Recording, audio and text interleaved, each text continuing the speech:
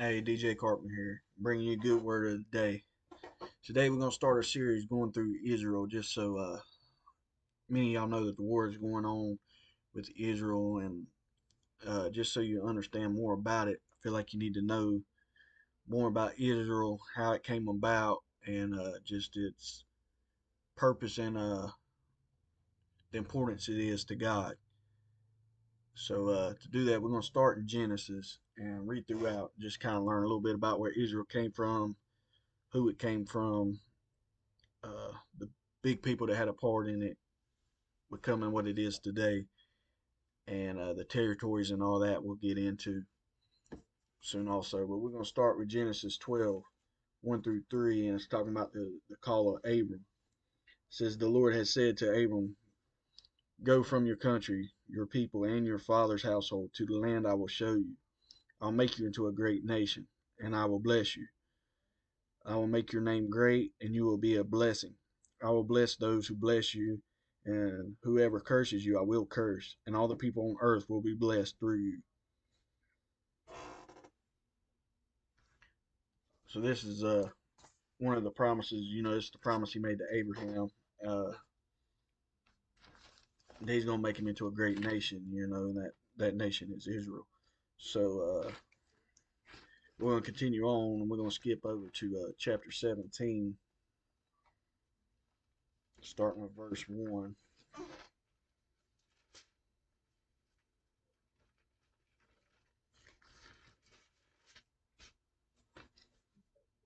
And this is the covenant.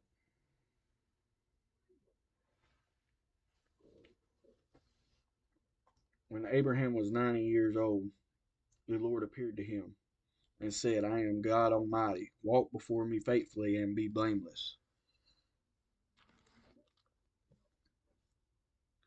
Then I will make my covenant between me and you and will greatly increase your numbers."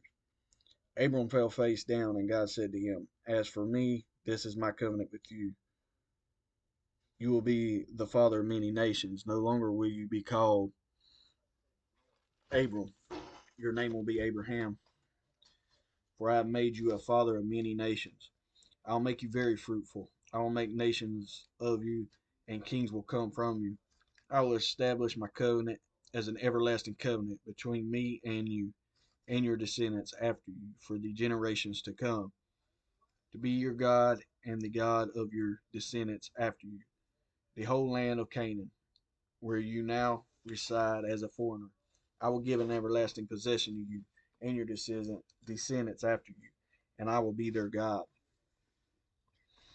Then God said to Abraham, "As for you, you must keep my covenant, you and your descendants after you, for the generations to come. This is my covenant with you and your descendants after you, the covenant you are to keep.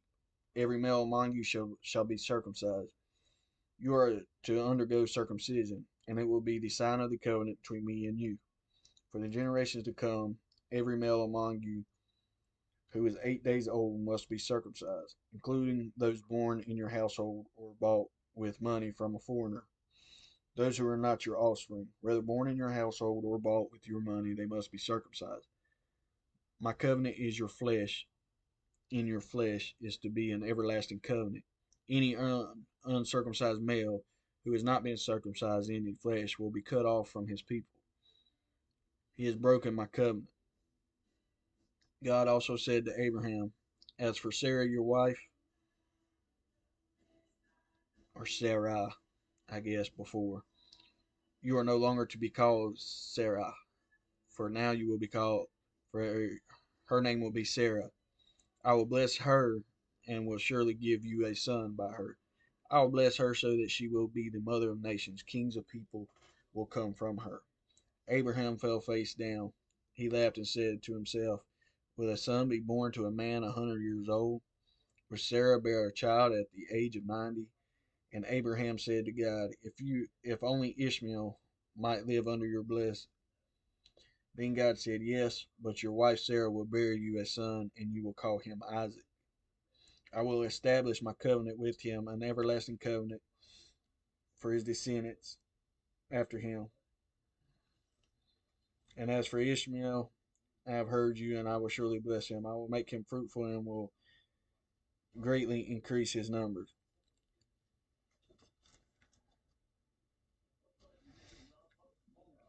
He will be the father of 12 rulers, and I will make him into a great nation. But my covenant I will establish with Isaac, whom Sarah will bear.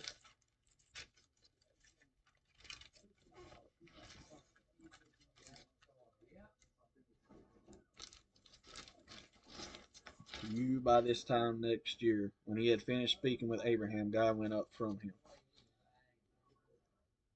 So that's the promise turned into a covenant. And we're going to skip over to Genesis 22.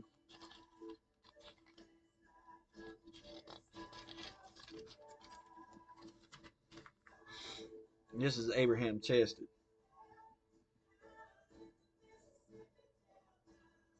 Sometime later, God tested Abraham. He said to him, Abraham, here I am, he replied. Then God said, take your son, your only son whom you love, Isaac, and go to the region of Moriah.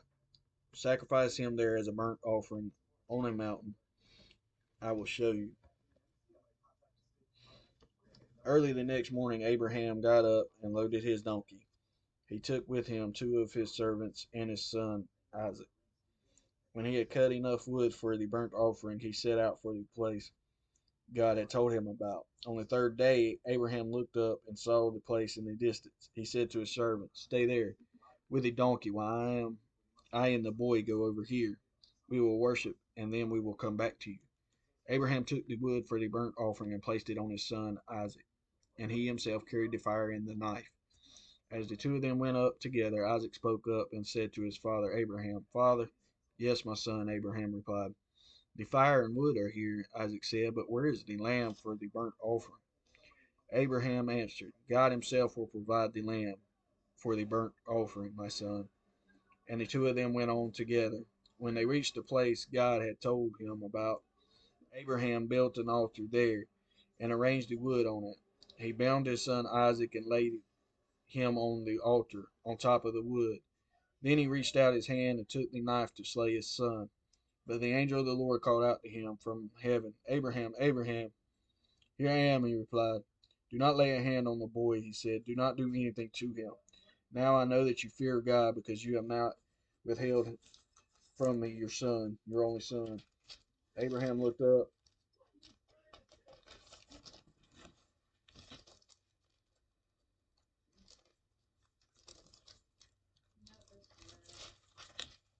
There in the thicket, he saw a ram caught by its horns. He went over and took the ram and sacrificed it as a burnt offering instead of his son. So Abraham called the place the Lord will provide.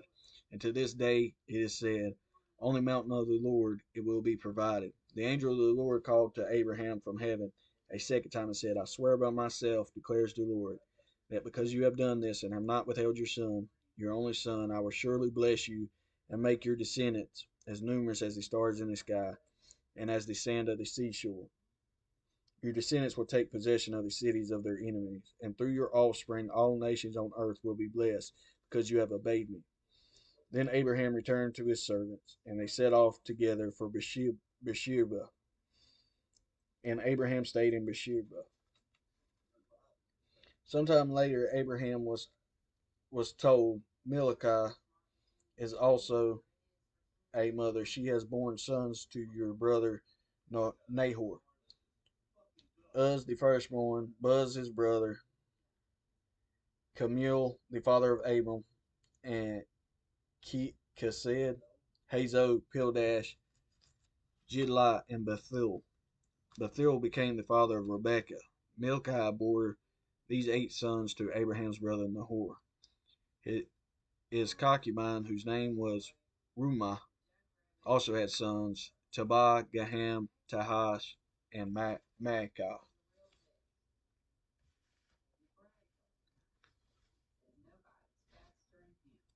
So this is the testing of Abraham with his son Isaac, and he prevailed, and he was proven to be righteous and worthy because he didn't keep his son from God.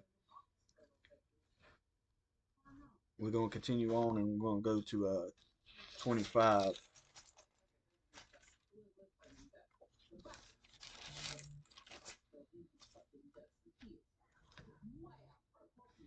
Be 19 through 26.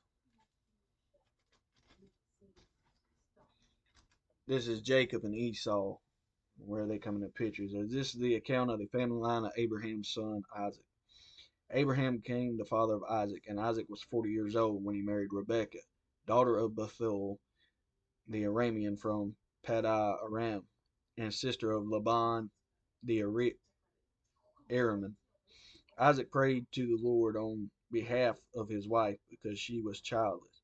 The Lord answered his prayer, and his wife Rebekah became pregnant. The babies jostled each other within her, and she said, "Why is this happening to me?" So she went to inquire of the Lord. The Lord said to her, "Two nations are in your womb, and two peoples from within you will be separated. One people will be stronger than the other, and the older will serve the younger." When the time came for her to give birth, there were twin boys in her womb. The first to come out was red, and his whole body was like a hairy garment.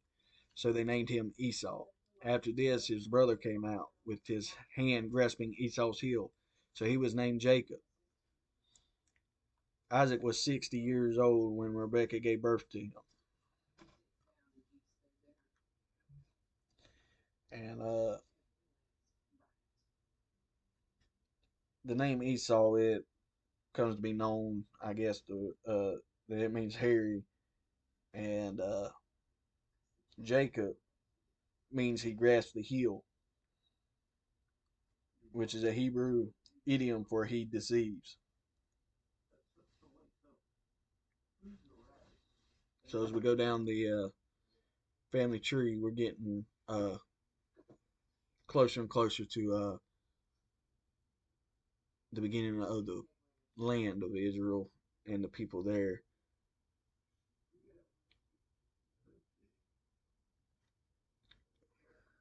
We're going to read one more, or two more actually. We'll go to 32. And I know y'all are missing a lot. I mean, it's all very important, but I'm just trying to give you the main details and certain people that are really important in the upcoming of Israel. So just bear with me as we go through and take it upon yourself to read in between all these lines and all this stuff. There's a lot of important information. Just trying to give you the best I can to quickly get through to the point of Israel's upcoming. All right, we're going to 32 with starting with chapter 32 with starting with verse 22. This is where Jacob wrestles with God. That night, Jacob got up and took his two wives, his two female servants, and his 11 sons, and crossed the ford of the Jabbok. After he had sent them across the stream, he sent over all his possessions. So Jacob was left alone, and a man wrestled with him till daybreak. When the man saw that he could not overpower him, he touched the socket of Jacob's hip, so that his hip was wrenched as he wrestled with the man. Then the man said, "Let me go, for it is daybreak." But Jacob replied, "I will not let you go unless you bless me." The man asked him, "What is your name?" He's Jacob, he answered. Then the man said, "Your name will no longer be Jacob, but Israel, because you have struggled with God and with human and have overcome." Jacob said,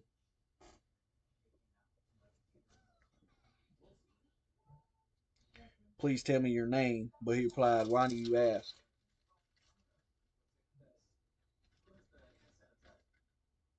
"My name." Then he blessed him there. So Jacob called the place Peniel, saying, "It is because I saw God face to face, and yet my life was spared." The sun rose above him as he passed Peniel, and he was limping because of his hip. Therefore, to this day, the Israelites do not eat the tendon attached to the socket of the hip, because the socket of Jacob's hip was touched near the tendon. And Israel, the meaning of Israel, it means he struggles with God. So, that's important because, throughout history, and as you're going to find out as we read through here, Israel struggles with God. Uh, they do good for a little while, and then they start serving other gods, and they just pretty much let down God, and they get punished for those things. And so when they do good, the Lord blessed them, and when they do bad, God punishes all His children for your benefit to make you grow. Uh, so just keep that in mind as we read. We're gonna read one more right quick, and then we'll stop there for the time being.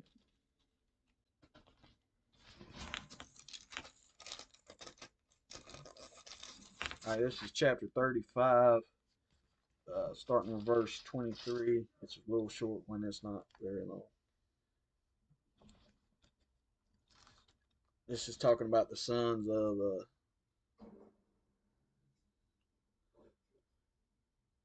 the sons of Jacob's wives, or Jacob's 12 sons. The sons of Leah, Reuben, the firstborn of Jacob. And these are the 12 sons of Jacob. Okay. So the firstborn was Reuben, then Simon, or Simeon, Levi, Judah, Issachar, I'm not sure if I'm saying it right, and Zebulun. The sons of Rachel, Joseph and Benjamin. The sons of Rachel's servant, Bilhah, Dan and Naphtali. The sons of Leah's servant, Zilpah, Gad, and Asher. These are the sons of Jacob, who were born to him in Paddan Aram. That'll be all of Genesis. Next, we'll start in Exodus. You might want to go on and read, the rest of Genesis. It does tell a great story, and puts a lot of people in perspective of who they are and where the things that happen in a short amount of time. Um, y'all stay in y'all's word and keep watching, and we'll go through Exodus next and get some of the main points of Israel throughout Exodus. Y'all have a great day. Be blessed.